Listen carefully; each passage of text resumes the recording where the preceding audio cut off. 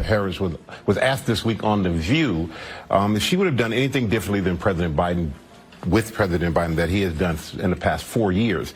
And she said, quote, "There is not a thing that comes to mind." Donald Trump was president and when Joe Biden was there. And I watched Donald Trump dismiss the COVID pandemic. I watched him drive an economy into the ground.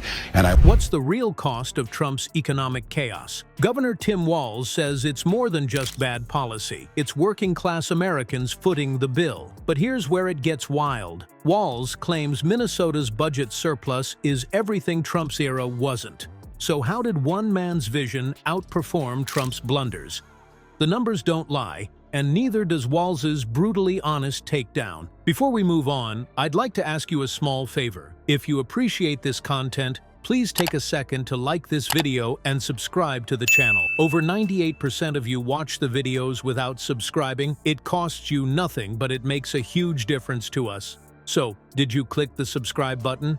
Great, thank you so much. Now, back to the video. What happens when a businessman with 6 bankruptcies starts running the economy? Spoiler alert, it's like putting a wolf in charge of a chicken coop. Except this time, the chickens are your bank account. Donald Trump's economic policies were sold to Americans as revolutionary, a textbook case of what works in business will work in government.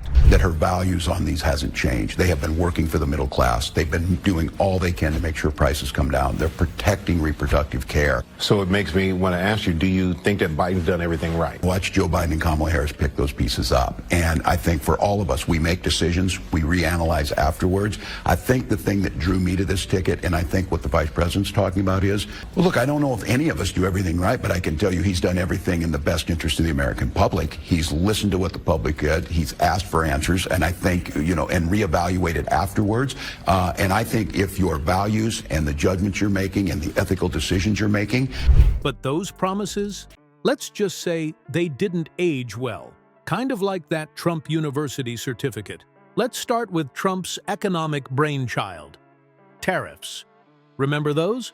He called them a strategy to rebalance trade relations and bring back American jobs. Sounds nice, right?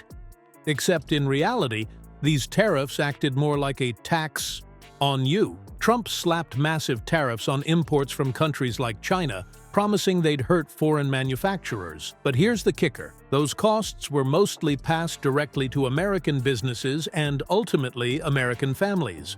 Whether you were buying a car, a washing machine, or just about anything involving steel and aluminum, you were on the hook for higher prices. And if you thought your grocery bill was safe, think again. Retaliatory tariffs meant American farmers suddenly couldn't sell their crops overseas. Midwest corn and soybean growers were among the hardest hit.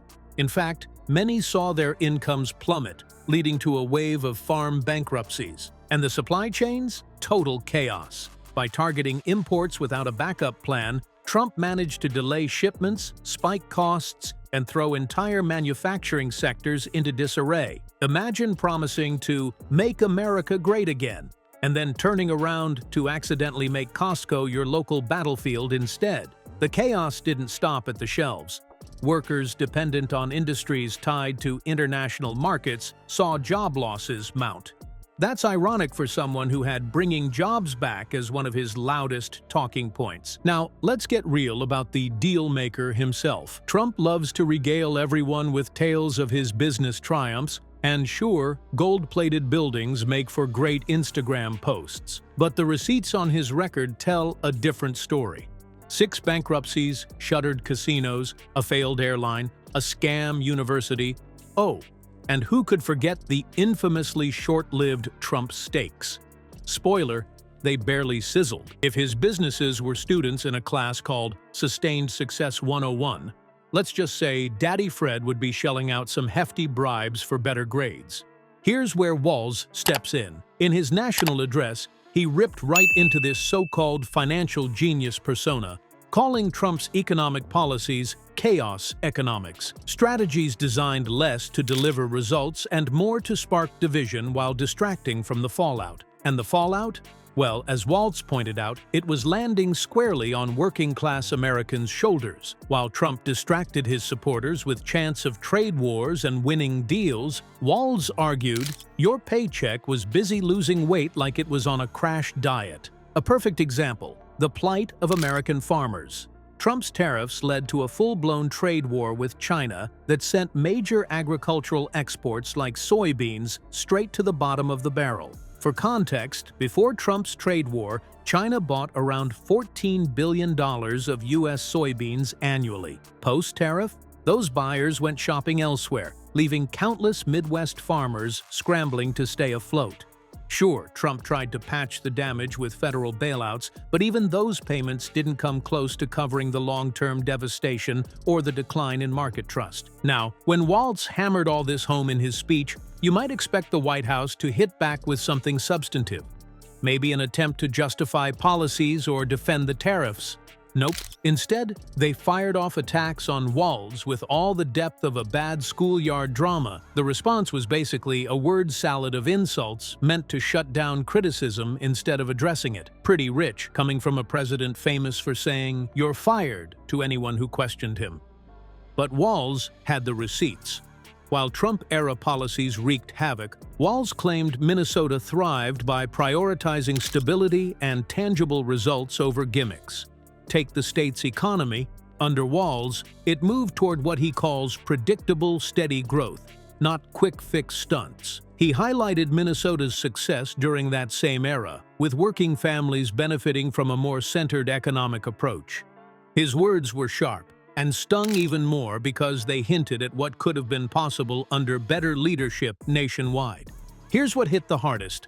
Walz framed America's economic chaos under Trump as avoidable. It wasn't just that the policies were bad, it's that they were bad on purpose, designed to create division and keep the smoke and mirrors going.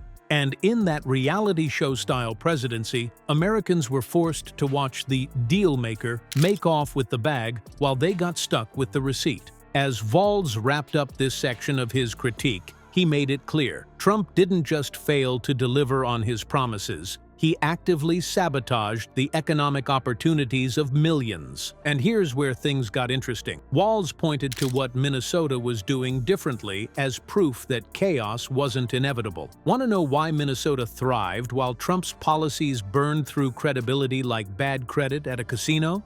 Stay tuned, because that story changes everything. What if one state's financial surplus could make an entire presidency look like amateur hour? That state is Minnesota, and under Governor Tim Walz, it's quietly been running circles around chaos-driven national policies. While Trump's approach to the economy looked like a reality TV stunt gone wrong, Walz and his administration prioritized steady growth. And guess what? It's worked like a charm. So much so, in fact, that it makes you wonder, what's their secret? And why hasn't the rest of the country caught on? First, let's talk about Minnesota's famously healthy budget surplus under Walz's leadership. This wasn't some accidental windfall or fluke. It was the result of deliberate planning, responsible governance, and yes, actual math. A concept that, let's be honest, seemed noticeably absent in Trump's playbook. Walz's administration focused on balancing budgets while investing in programs that directly improve lives. The result? Better schools, better healthcare access, and a financial cushion Minnesota can actually boast about. Meanwhile, during Trump's time in office, government spending skyrocketed, and everyday people saw little return on investment. The difference here is Walz wasn't burning cash on pet projects while slapping his name on everything. The money went where it mattered, and Minnesotans felt the results. Now, let's get specific. There's a reason Minnesota has become known for its forward-thinking policies, and a lot of it boils down to Walz emphasizing results over theatrics. Take his expansions of public school meal programs. In Minnesota, all kids, regardless of income, are now guaranteed nutritious meals at school. Why? Because, as Walz puts it, you can't expect kids to be their best in the classroom if they're too hungry to focus. And here's the kicker. It's working.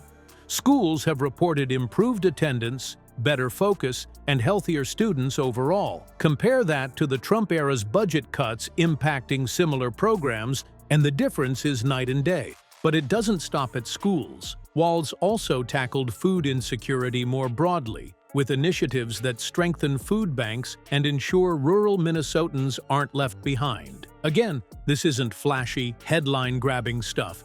It's just the kind of effective, straight-talking governance that gets things done. It's also wildly different from Trump's approach, which largely centered on massive tax cuts for corporations while offering working families little relief. Walz, on the other hand, implemented targeted tax credits aimed at easing everyday burdens like childcare and housing costs. In other words, he took a less is more approach to political drama, and in return, his policies provided more for his constituents.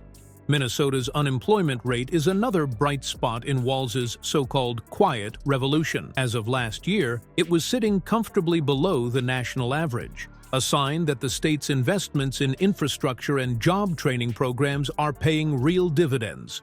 And let's not forget his push for renewable energy, an initiative that not only reduced emissions, but also created jobs in rural communities. According to Walz's administration, renewable energy projects are helping to build a sustainable future while pumping money and opportunities into areas that have long been overlooked. That's a stark turnaround from Trump's focus on propping up fossil fuels while ignoring the economic potential of cleaner alternatives. What really drove Walz's message home during his speech was his critique of Trump's proposed Project 2025, a plan that aims to slash federal funding for programs like Medicaid. Walz didn't hold back. He warned that these cuts would hit state governments like Minnesota hardest, especially those with rural and aging populations. For a state that's carefully budgeted to ensure healthcare access for underserved communities, Project 2025 is less a proposal and more a ticking time bomb. They call this bold leadership, Walz said, but it's really just a roadmap for extreme spending cuts that benefit no one except the wealthy.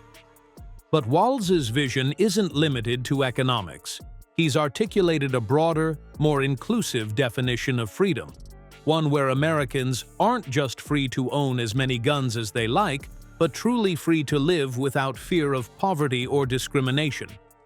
According to Walz, this includes freedom from hunger, the freedom to marry who you love, and the freedom to thrive regardless of where you live. This stands in stark contrast to the cultural divisions and restrictive policies of the Trump presidency, which often felt more focused on stoking anger than improving lives. While Trump turned every political fight into a shouting match, Walz argued that leadership isn't about noise, it's about results.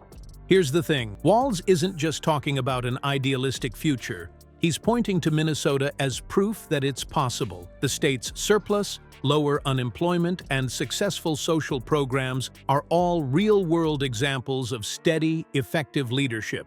And whether you're a farmer in the Midwest or a teacher in Minneapolis, those are results you can measure, not just flashy headlines full of empty slogans. So, what's the takeaway? Walz made it clear that Minnesota is more than just a blueprint for success. It's evidence that thoughtful governance works. While Trump was busy spinning chaos into circus-grade entertainment, Walz quietly turned his state into a model of stability and progress. Which begs the question, if Minnesota can do it, why not the rest of America? That's the vision Walz believes in, and it's one that might just leave America wondering what real leadership could look like.